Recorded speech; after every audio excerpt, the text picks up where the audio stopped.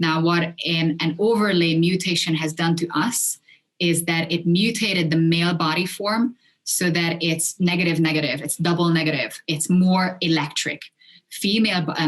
Male body forms are saturated with electric energies. And that's why females are suppressed, so that the male sexual desire is a sinful consciousness. You would have the desire itself because this body generates friction just by moving your legs, just by walking. You are generating sexual currents because your body parts, your private parts, are literally creating electricity, whether you are aware of it or not, whether you are sensitized to it or not. And that's why we're getting more and more desensitized. So we're not in touch with our bodies. We don't even know what our bodies are doing. So male bodies would still, and it's so much more easy to sexually excite a male body form. It's just friction. So male body forms generate these currents, these mutated little currents. And because sexuality and females are a sin, and being attracted to someone is ungodly and unholy, and you should only have sex when you are married to someone and all that business, there's a kernel of truth to it, but you've added certain ingredients. Have I told you about the poop soup? You've added certain ingredients that just spoil the entire recipe. If you've done the most beautiful, amazing soup from the absolute gourmet ingredients with so much love, so much care, and you drop a bit of poop into it, poop soup, fucking poop soup. That's what we're doing right now. There's nothing wrong with sexuality, but as soon as you start merging it with pain, fear, shame, guilt, you've created a fucking poop soup. And then you keep eating that soup, you keep feeding that soup to yourself. Because if on some level, absolute subatomic, sub-frequency level, there is a part of you that you are afraid of what you're doing right now, ashamed of what you're doing right now, scared of how your body looks, feels, smells, tastes, scared of not being able to connect, not being able to please a partner. You're watching porn because you are unsure whether anybody would ever be interested in you, connected with you, and porn is an instant gratification, and it's a one-sided relationship. So you would only have a positive feedback, a positive reinforcement, because actually you're really scared that nobody would be interested in you. If you merge any of those frequencies, energies, feelings into the soup, it's tainted. You are generating keys that can be energetic food for beings who don't remember what it feels like to unite in orgasmic, ecstatic, loving, caring unity. And that's what the porn industry is the loudest and sexiest poster child for. It's really easy to get sexually excited just by looking at other people having sex. Even in, I read a lot of sexual abuse cases for fun. I do. And a lot of them are reporting it with a lot of shame that on some level they were sexually excited, especially when they are children and they're sexually abused. A lot of them are reporting it that they were quite unsure whether this is right or wrong because they did feel sexual excitement. It is very easy to sexually excite a human body because you are a power generator. It's really easy to generate power. You don't need physical friction. It can be energetic friction. It can be mental excitation. It can be emotional excitation. You can have orgasms. You can have so much love for something. You can be so into music, food, films, such anything. Those are excitations. Those are energetic orgasms. So it's ridiculously easy to excite this body form.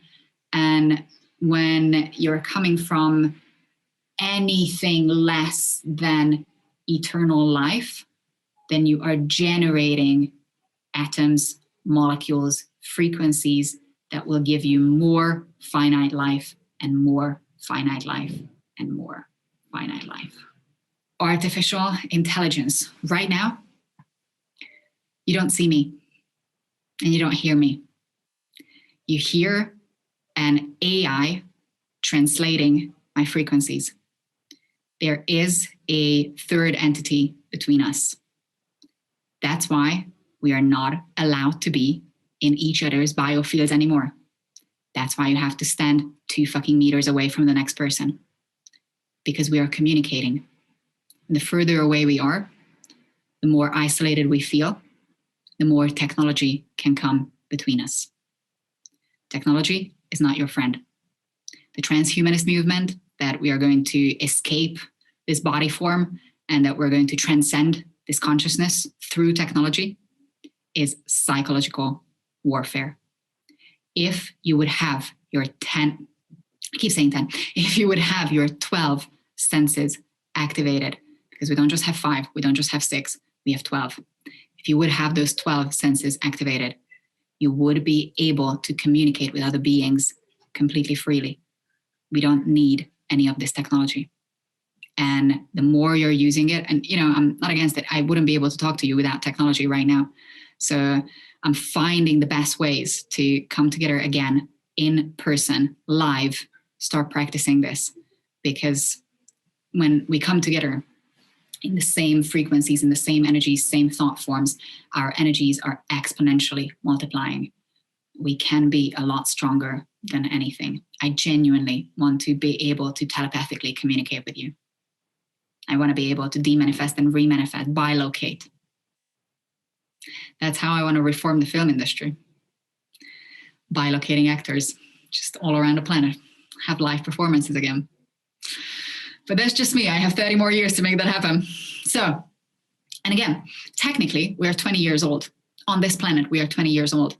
Before the year 2000, for the past 200,000 years, D12 frequencies, sub-frequencies, were not available on this planet because planetary stargates have shut down before. So the year 2000 was the first time in longer than written history that we were able to, at least on a subconscious level, access who we truly are. Before that, we did not have the option to even start remembering. We've only known ourselves for 20 years. We have a very good chance of actually making shit happen here. We have about, out of the 12 strands 1 to 8 are split. Half of them are reversed. So actively, effectively, we have a strand 4 DNA activation as a default.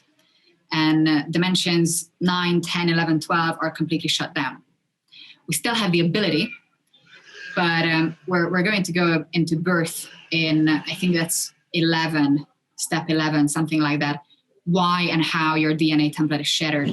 But upon entry, not just energetic entry, but upon entry into your mother's womb, your DNA template at some point shatters. That's where your intron DNA or your junk DNA is coming from. You have the potential, but you don't have the right sequence. You have a box of puzzles, but you lost the box. So you don't even know what you're building towards.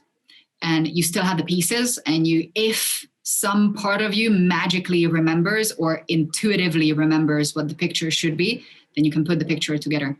So things like reminding yourself with Maharic frequencies, sub-frequencies, that this is what the picture looked like, that starts to gradually, in a healthy sequence, build your energetic sequence back up.